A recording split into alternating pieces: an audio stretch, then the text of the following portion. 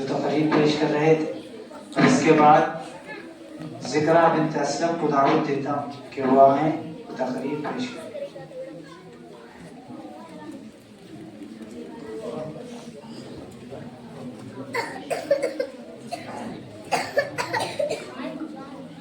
السلام علیکم ورحمۃ اللہ وبرکاتہ۔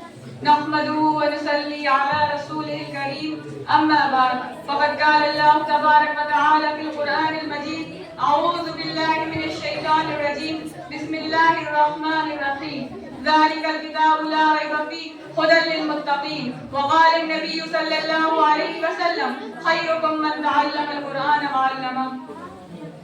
الہی رونق اسلام کے سامان پیدا کر، الہی رونق اسلام کے سامان پیدا کر، دلوں میں مومنوں کے الفت قرآن پیدا کر۔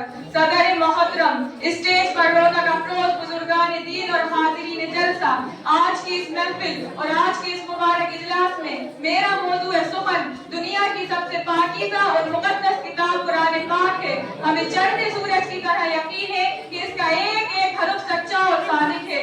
وہ قرآن پاک جس کی زبان و مقدس، بیان و مقدس، اور جو فصاحت و بلاغت کا ٹھاٹھے مارتا سمندر ہے، اور جس کے متعلق ارشاد ربانی ہے کہ قرآن پاک وہ کتاب ہے کہ جس کے صادق اور برحق ہونے میں کوئی شک و شبہ نہیں، اور جس کے بارے میں محسن انسانیت حضور پاک صلی اللہ علیہ وسلم نے ارشاد فرمایا: تم میں سب سے بہتر شخص وہ ہے جو قرآن سیکھے اور سکھائے۔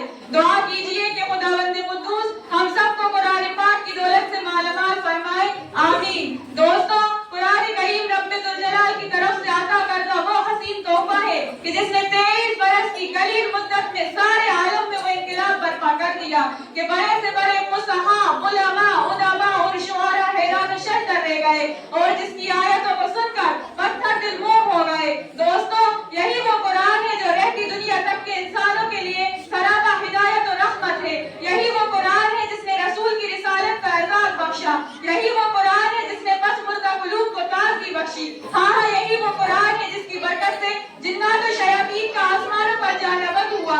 یہی وہ قرآن ہے جس کی برکت سے عزت و رفعت کے شامیان نکل گئے۔ یہی وہ قرآن ہے جس کی بدولت محبوب حقیقی کی رضا نصیب ہوئی۔ یہی وہ قرآن ہے جو سچائی اور امانت داری کا درس دیتا ہے۔ یہی وہ قرآن ہے جس کی بدولت عمر فاروق رضی اللہ عنہ کو ایمان نصیب ہوا۔ یہی وہ قرآن ہے جس کی نظیر پیش کرنے سے ساری دنیا عاجز و کاسد رہی۔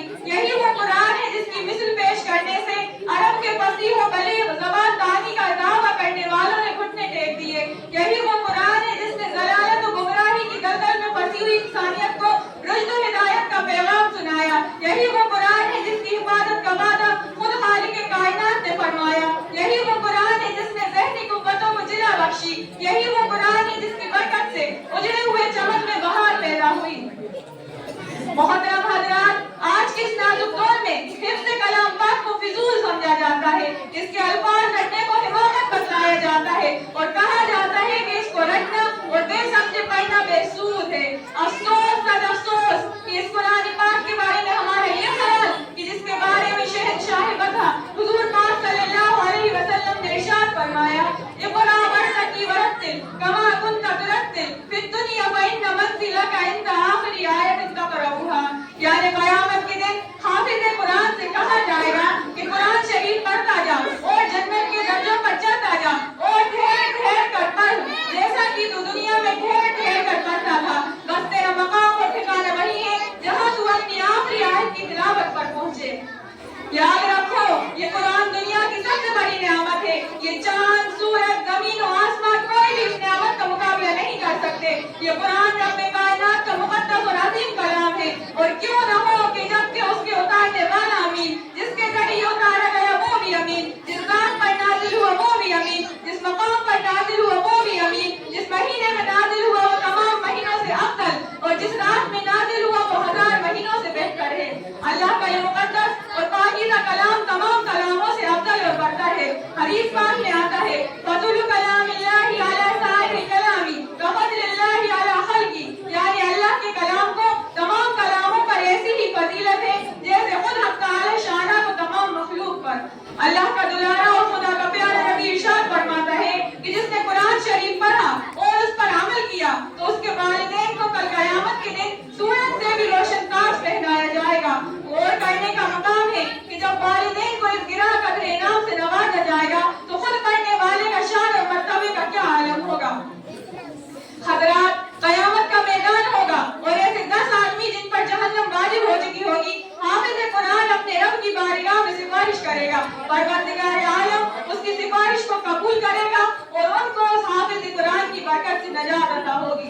مسلمانوں، قرآن کریم وہ عظیم برکت اور سعادت ہے جو روح خداوندی، معدن حیات اور سرچشمہ زندگی ہے۔ عرب کی وہ قوم جو خوشہاں پشت سے ملکہ چلی آ رہی تھی، دنیا جنہیں ذلیل اور حقیر جانتی تھی، کوئی انہیں اونٹ کی مہنگیوں میں کھیلنے والا سمجھتا، کوئی انہیں جہلاء عرب کا خطاب دیتا، کوئی انہیں جاہلین مکہ کہتا، لیکن جب قرآن آیا تو جن کا نام جہلاء عرب تھا صحابہ اکرام ہو گیا، جنہیں نفرت سے یاد کیا جاتا تھا انہیں رضی اللہ عنہ و رضوا عنہ کا اعزاز ملا، جس زمانے کا نام جاہلیت تھا اس کا نام خیر القرون ہو گیا۔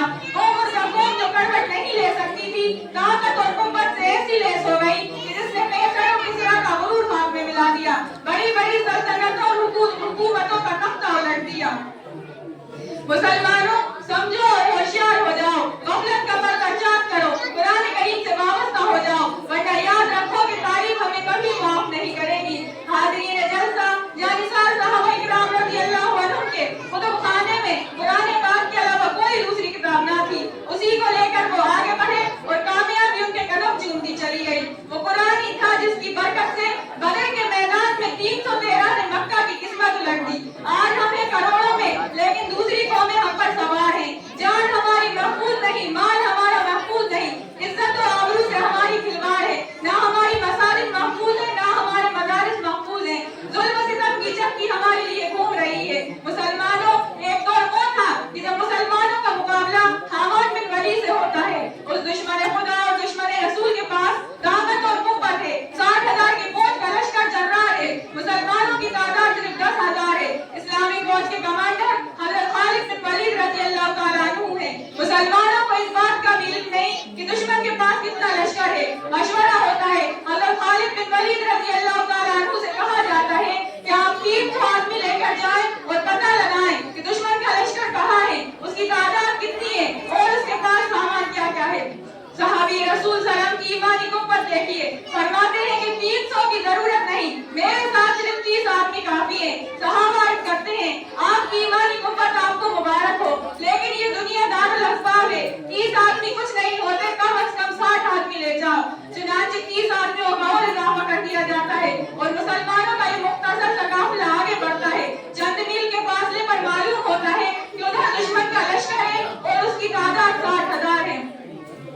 حضرت خالد بن ولید رضی اللہ تعالیٰ عنہ کی ایمانی حرارت جوش میں آتی ہے، فرماتے ہیں کہ میری رائے ہے کہ ادھر منتظر صحابہ اکرام رضی اللہ عنہ کو اطلاع کی ضرورت نہیں، ان سے مقابلے کے لیے تو ہم ہی کافی ہیں۔ سبھی نے ایک زبان ہو کر کہا ہمیں شوق شہادت ہے۔ جب شہادت سامنے ہے تو دشمن کے کثرت تعداد سے پرواہ کیا ہے۔ اسلامی فوج کا وہ مجاہد اعظم صف بناتا ہے، دوسری طرف 60,000 کا لشکر ہے۔ حامان بن ولید آگے بڑھتا ہے اور کہتا ہے کہ ہم تو سمجھتے ہیں کہ مسلمان قوم بڑی سمجھدار ہے، لیکن آج معلوم ہوتا ہے کہ تم تو احمق ہو، 60,000 سے لڑنے کے لیے 60 آدمی لے کر آئے ہو۔ جاؤ ہم تم پر رحم کھاتے ہیں اور 2-2 بڑے کھجور اور چند اشرفیاں دیتے ہیں، کیوں اپنی جانوں پر ظلم کرنے آئے ہو، یہاں سے چلے جاؤ۔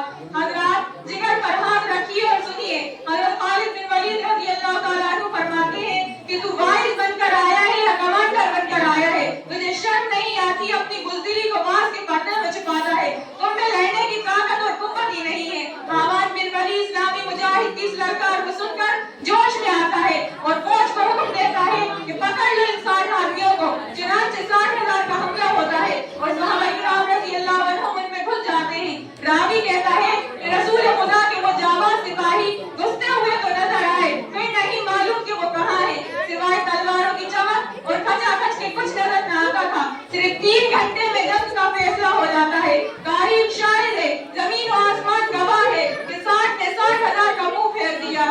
حضرات میں پوچھنا چاہتی ہوں کہ وہ کون سی چیز تھی جس نے صحابہ اکرام رضی اللہ عنہم میں طاقت اور قوت پیدا کی۔ وہ قرآن ہی تھا جس نے ایک کو 1,000 پر بھاری کر دیا۔ کسی نے سچ کہا ہے، وعدہ غلبہ ہے مومن کے لیے قرآن میں، وعدہ غلبہ ہے مومن کے لیے قرآن میں، پھر جو تو غالب نہیں کچھ تو ہے کثرے ایمان میں۔ حضرات اگر ہم ماضی کی طرح حال مستقبل کو روشن اور تابناک بنانا چاہتے ہیں تو قرآن کریم سے وابستہ ہونا ہوگا، اسے سینے سے لگانا ہوگا۔ اگر ہم چاہتے ہیں کہ ہماری دنیا کے ساتھ آخرت بھی سنور جائے تو اس کی تعلیمات پر عمل کرنا ہوگا۔ خدا نخواستہ آج ہم نے اپنے بچوں کو 2 پیسے کی لالچ میں قرآن کریم سے دور رکھا اور ہماری نظر اخروی نعمتوں کے بجائے دنیاوی ڈگریوں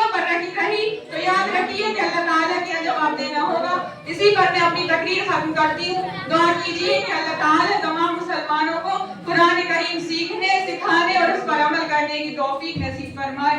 آمین. وما علینا الا البلاغ. ماشاء اللہ، جزاک اللہ خیرا جزاک. یہ تھی ذکرہ اسلم جو تقریر پیش کر رہی تھی. اب اس کے بعد آئیے حضرات